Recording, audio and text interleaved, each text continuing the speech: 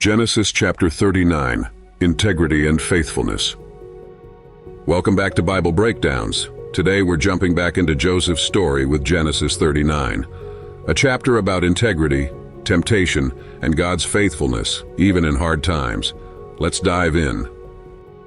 When we left Joseph, he had been sold into slavery and taken to Egypt. Now he's working in the house of Potiphar, a high-ranking Egyptian official.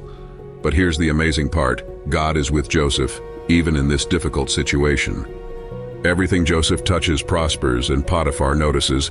Before long, Joseph is put in charge of the entire household. Potiphar trusts him completely, and life is looking up. But then, trouble shows up in the form of Potiphar's wife. She's taken notice of Joseph and tries to seduce him, saying, "Come to bed with me." But Joseph refuses, and here's why. He tells her, "My master trusts me with everything in this house.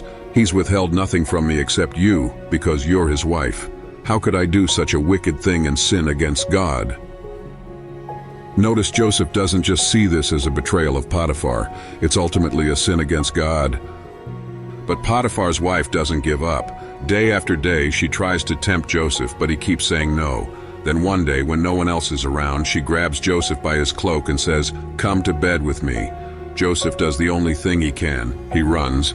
He leaves his cloak in her hands and gets out of there.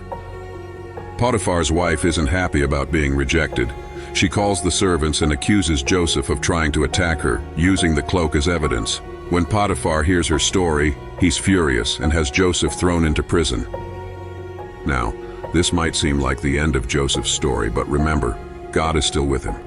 Even in prison, God's favor follows Joseph. The prison warden notices Joseph's integrity and puts him in charge of all the other prisoners. Whatever Joseph does, God makes it succeed. Genesis 39 is a powerful reminder that God's presence doesn't depend on our circumstances. Joseph went from being in charge of Potiphar's house to being thrown into prison, yet God's hand was with him the entire time. It's also a lesson in integrity. Joseph's refusal to sin, even when no one else was watching, shows us the importance of living for God above all else. Next time, we'll see what happens to Joseph in prison in Genesis 40. Stay tuned for more Bible breakdowns.